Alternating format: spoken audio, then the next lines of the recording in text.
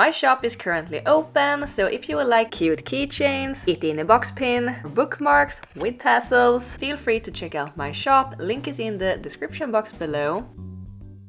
Hello everyone, welcome back. So the past month has been kind of rough for me. I've been struggling with being productive and I've just felt very tired and aimless. So I knew I needed to do something to get me out of this unproductive spiral, something to spark that creativity. So I have collected a few art supplies that I usually don't combine or use together, just to try something new where I don't feel any pressure to make something perfect, because again, it is new to me. We have some gouache, paint markers, color pencils, markers, and also Copic refill inks, which is actually what sparked this whole idea, because I thought maybe I can use markers and alcohol inks and create some cool backgrounds, and then I can use gouache or color pencils on top of that and maybe create some interesting art. I don't know, we will see. So let's jump straight into this. I put down a plastic sheet to protect the table when working with the ink. It is a bit shiny, but again, it is only for the ink portion of this video. So we have the inks, the Copic various ink, and also some other alcohol inks.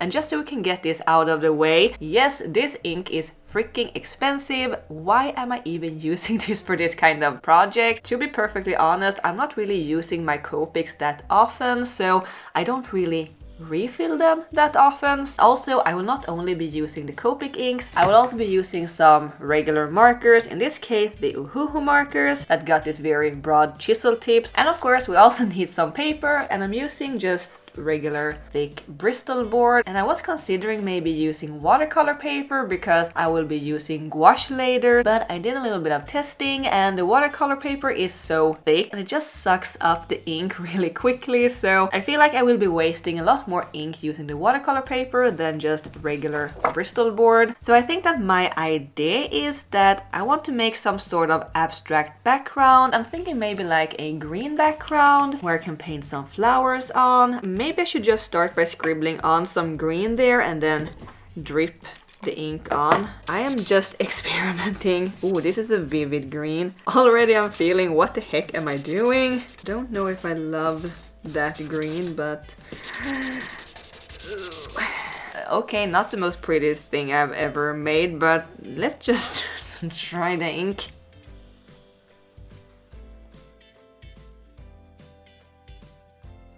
Oh, okay, I'm kind of liking the effect going on here, but I feel maybe I should fill in some of the background with the marker a little more before adding the inks.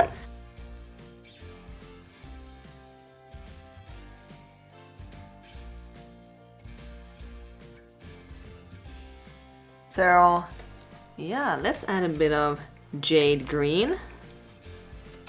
Maybe I can move it around a bit. That is doing something, I think.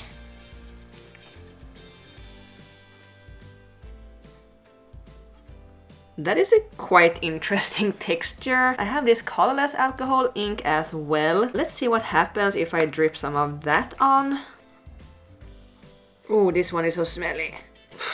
I mean, the Copic ink smells a little, but this one is way worse. Oh my gosh. If you're gonna do this yourself, be sure to do it in a well-ventilated area. So this is what we got so far, and I kind of like it, but I kind of like the backside a lot better. The ink bled through the paper, obviously, and it brought some of the colors that I scribbled with the markers with it to the other side. I really like this kind of watercolory look. Could have done this with watercolors instead. Well, maybe. You can still tell that it's markers though. I'm very excited to do some more. But before we make the next one, I would like to take a moment and say thank you to today's sponsor, Skillshare. You may know that Skillshare is an online learning community with thousands of creative classes, but did you also know that they have hundreds of career-focused classes too?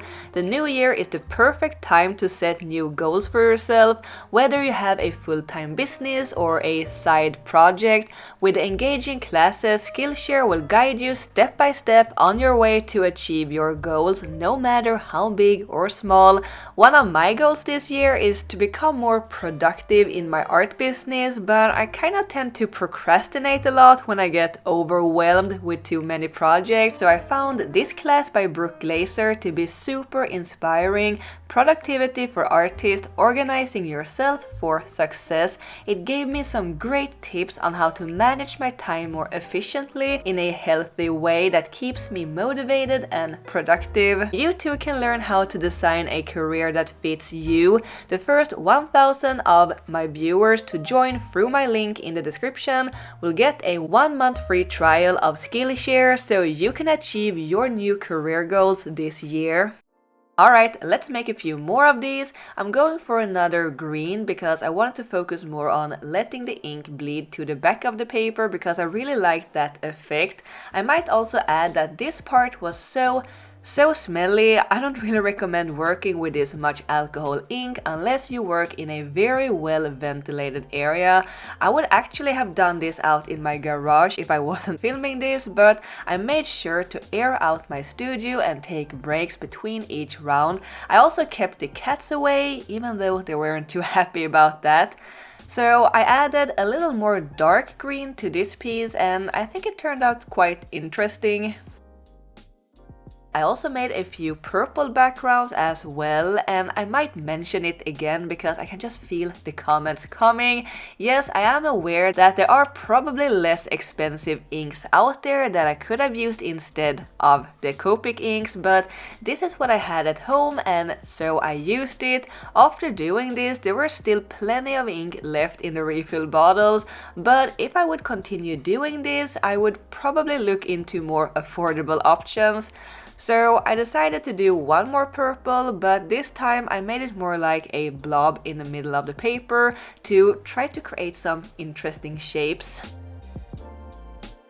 Then for the final piece, I experimented with multiple colors and I don't really know how much difference the marker scribbles on the paper actually did, but it feels like it fills up the area between the ink blobs a little better and it also gives more color variation. I don't know, that is just how I did it. I really like how the colors on this one turned out.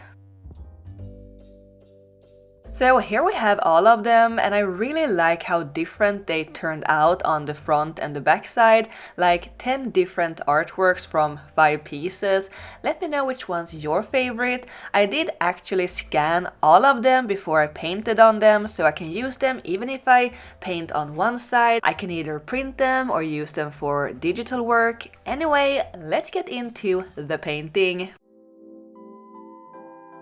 Already when I made this piece, I knew exactly what I wanted to make with it. It is the second green background that I made and I'm using the backside of it. I imported the scanned image to Procreate and I made a rough sketch. I've been really into making colorful stylized flowers lately, so I made a cat, of course, running through a flower meadow. I transferred the sketch to the actual paper and then I just started painting. And the reason I decided on using gouache for the paint is because it is opaque and can paint over the background without it showing through too much.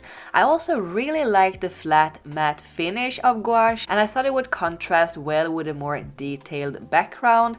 For some of the lighter colors though, I had to paint multiple layers to make it even more opaque.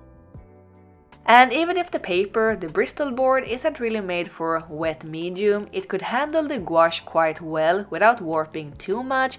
I didn't mix in a lot of water to the gouache, so that might have helped a little. I also didn't paint on very big areas, and it was so much fun doing some traditional art again. For the past months, I've mainly been focusing on doing digital work, but there is something so special with working with smelly, sticky, messy art supplies, getting your fingers full of inks and paint, and I know I may sound sarcastic, but I actually love it most of the time.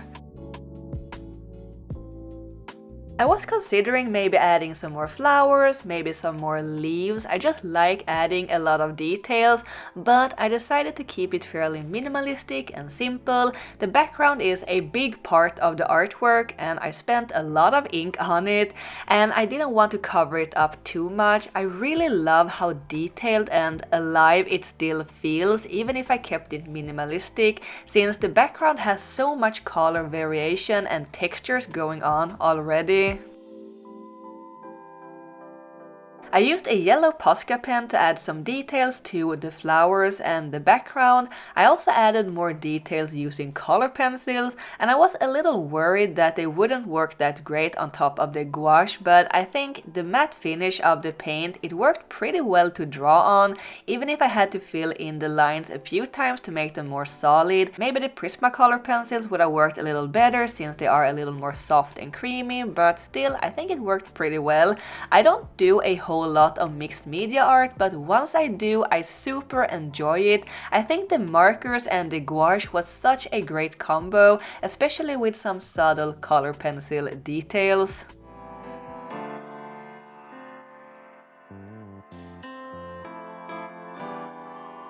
So for the next piece I chose one of the purple backgrounds. This time I went with the front side, and of course I had to paint some crystals. Now afterwards I got some great ideas that I thought would have been fun to do as well, but then I have the scanned version that I can either print and make another artwork, or maybe I can do something digitally, so I'm really happy that I scanned them before painting on them.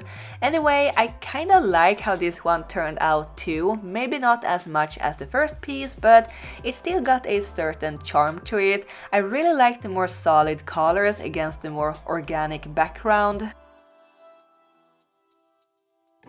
I think this was such a fun experiment, and I'm really happy that it worked out so well. I love testing out new ways of using art supplies and play around with different combinations and art mediums. It was a great way of getting into traditional art again after a month of mainly doing digital work. Since this was a bit experimental and new to me, I didn't really have any expectations on the outcome, so I felt less pressure to create the perfect piece, and I think that is the reason why I find the mystery art supply subscription boxes so relaxing to do, because I am not expected to create a masterpiece with supplies that I don't really know, that are new to me. It is just for fun, so I can really recommend you to try that out when you feel stuck creatively. Try out a new art medium, or maybe combine some old ones, or maybe just try a new art style. You might actually find a new favorite thing. So here we have them. I love the Meadow Kitty, definitely my favorite. Let me know which one you like the most. I still have these 3 pieces that I didn't get to paint on today, but please leave a like or comment on this video if you would like to see me create something with these in a future video. But yeah, that is all for today. Thank you so much for watching, and I will see you next time. Keep drawing, my happy cats. Bye!